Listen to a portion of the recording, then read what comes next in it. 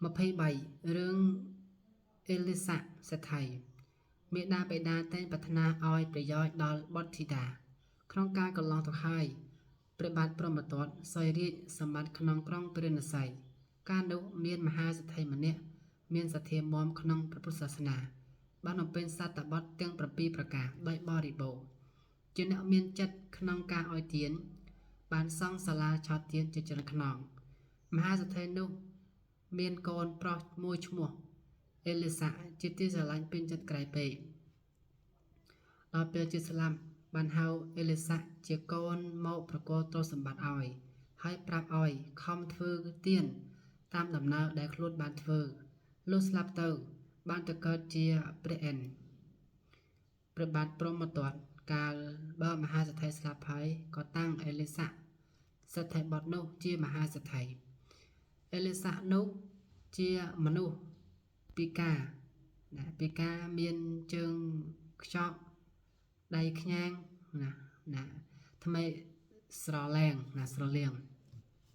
ក្បាលពោកហើយជាមនុស្សកំណាញ់ស្វិតជាទីបំផុតថ្ងៃមួយអេលីសាសេដ្ឋីចង់ផឹកសូរាក៏គិតថាបើបាត់សូរាក្នុងផ្ទះក្រែងជនដតីដណ្ដើមផឹកទើបការសម្ភារៈសម្រាប់បាត់សូរាមួយមុខ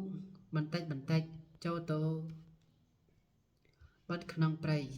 ឆ្ងាយពីភូមិចំណែកខាងមហាសេដ្ឋីជាបិតាដែលបានទៅកើតជាព្រះអិនបានដឹងថាអេលីសាសេដ្ឋីជាកូនកំណាញ់ស្វិតស្វាញបានចូលទៅបាត់ស្រាក្នុងព្រៃដូច្នោះហើយក៏ចុះមកនិមិត្តអេលីសាសេដ្ឋីដើរចេញពីដងព្រៃមកវិញពួកមហាជនបានឃើញហើយក៏គិតថាអេលីសាសេដ្ឋីប្រហែលជាស្រវឹងស្រាបានជាមានអាការៈខុសប្រក្រតីអេលីសាសេដ្ឋីក៏គឺព្រះអិននិមិត្តនោះក៏ចូលទៅព្រះបរមរាជវាំងលើកទ្រព្យសម្បត្តិទាំងអស់ថ្វាយដល់ព្រះបាទព្រហ្មទត្តព្រះបាទព្រហ្មទត្តពុំព្រមទទួលទៅក្រាបទូលថាបើមហារាជពុំទទួលទេខ្ញុំព្រះអង្គនឹងចំណាយទានសូមថ្វាយព្រះរាជកុសលដល់ព្រះអង្គព្រះបាទព្រហ្មទត្តទ្រង់ទទួលហើយក៏ស្ងើចក្នុងប្រតិថាអេលីសាសេដ្ឋីកាលពីដើមជាមនុស្សកំណាញ់ណាស់ឥឡូវនេះក៏មានសទ្ធាខ្មោចម្លេះអេលីសាសេដ្ឋីណាគឺព្រះអិននិមិត្តនោះត្រឡប់ពីព្រះបរមរាជវាំងទៅដល់ផ្ទះវិញបានប្រកាសប្រាប់មហាជនឲ្យចូលទៅទទួលយកទានណាពេលនោះមានបរិសម្នាក់ទទួលយកទានបានគោនឹងរទេះទុទ្រព្យពេញបចេញទៅក្បែរដងព្រៃដែលអេលីសាសេដ្ឋីបាត់ស្រាហើយស្រែកឲ្យពោដល់អេលីសាសេដ្ឋីដោយសំឡេងយ៉ាងខ្លាំងអេលីសាសេដ្ឋីឮសំឡេងឲ្យពោដល់ខ្លួនក៏លើកមើលទៅសម្គាល់ជាគោរទេះរបស់ខ្លួនក៏រត់ទៅចាប់មុខរទេះហើយចោទប្រកាន់អ្នកបរទេះនោះថាលុយគោលុយរទេះរបស់ខ្លួនអ្នកបរទេះប្រាប់ថារទេះនិងគោនេះអេលីសាសេដ្ឋីដាក់ទានឲ្យខ្ញុំមិនមែនលួចយកទ្រព្យរបស់អ្នកទេអេលីសាសេដ្ឋីនិងអ្នកបរទេះបានជជែកគ្នាខ្លាំងឡើងតារាបដល់ណាចាប់ចំបាប់គ្នាហើយអ្នកបរទេសបានចាប់កណែច្រានអេលីសាសេដ្ឋីដួលទៅលើផែនដីហើយបរទេសដឹកអីវ៉ាន់យកទៅផ្ទះទៅអេលីសាសេដ្ឋីខឹងណាស់ឈប់បាត់ស្រាដើរត្រឡប់មកផ្ទះវិញលងមកដល់ខ្លងទ្វារអ្នកចំការចាំទ្វារមិនឲ្យចូលដោយអាងថាសេដ្ឋីរបស់ខ្លួនកំពុងតែចែកទាននៅខាងក្នុងអេលីសេដ្ឋីកាលបើមិនបានចូលទៅក្នុងផ្ទះរបស់ខ្លួនហើយសេចក្តីក្រោធក៏កាន់តែកើតឡើងជាខ្លាំងទើបចូលទៅក្រាបទូលដល់ព្រះបាទព្រហ្មទត្តថាបបិទ្ធមហារាជថ្ងៃនេះមានមនុស្សអាក្រក់ចូលទៅលួចទ្រព្យសម្បត្តិរបស់ទូលព្រះបង្គំដាក់ឲ្យទានមហាជនហើយព្រះរាជាទ្រង់ត្រាស់ថាអំបញ្ញមិញនេះអ្នកមកប្រាប់ លើកសម្បត្តិណាលើកសម្បត្តិទាំងអស់ឲ្យយើងមិនព្រមទទួលអ្នកប្រាប់ម្ដងទៀតថានឹងបរិច្ចាគទានថែមទាំងបានថ្វាយកុសលដល់យើងទៀតណាចោះពេលនេះហេតុអ្វីបានជាអ្នកមកនិយាយដូចនេះវិញអេលីសាសថៃក្រាបទូលដាច់អហង្ការថាមិនដឹងសោះហើយទូលសូមឲ្យហៅខ្លួនអ្នក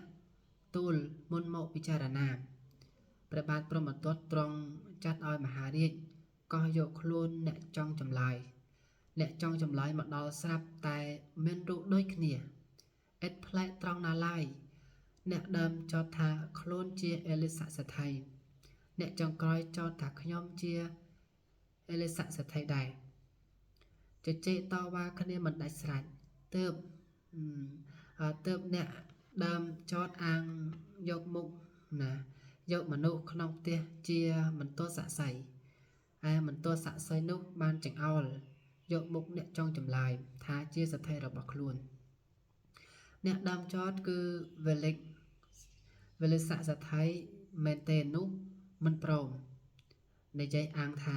ខ្លួនមានពោកត្រង់ក្បាលមានណាតែជាងកាត់សក់ទៅដឹងកាលនោះព្រះសម្ពុទ្ធបរមគ្រូ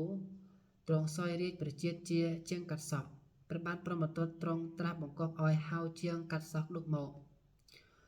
ជាងកាត់សក់មកដល់បានអង្កេតមើលសពគ្រប់ហើយក្រាបទូលថាមនុស្សទាំងពីរនេះមានជើងខ្ចក់ណាជើងខ្ចក់ដៃខ្ញែងថ្មេស្រលៀងក្បាលពពកដូចគ្នាខ្ញុំព្រះអង្គមិនដឹងថាអ្នកណាជាអេលីសាសថៃឡើយអេលីសាសថៃមែនទែនឮដូច្នោះហើយនឹកតូចចិត្តណាស់តតែដៃខ្យល់ចាប់ដួលទៅណាពេលនោះអេលីសាសថៃគឺព្រះ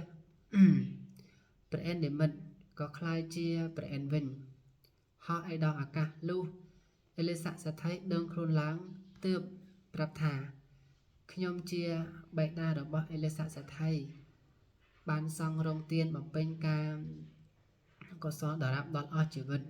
បានមកកើតជាព្រះអេនអេលីសាសថៃកូនខ្ញុំនេះជាមនុស្សកំណាញ់ស្វិតស្វាញអាក្រក់បានជាខ្ញុំមកទូមានប្រដៅឲ្យលះបង់គំនិតអាក្រក់នេះចាញ់ទីបំផុតព្រះអេនបានបង្គាប់ឲ្យវេលិសថៃបដិញ្ញាខ្លួនជាអ្នកបរិច្ចាគទានបំពេញការកុសលវេលិសថៃក៏ព្រមប្រតិបត្តិតាមទើបព្រះអេនហោទៅឋានត្រៃត្រង់វិញ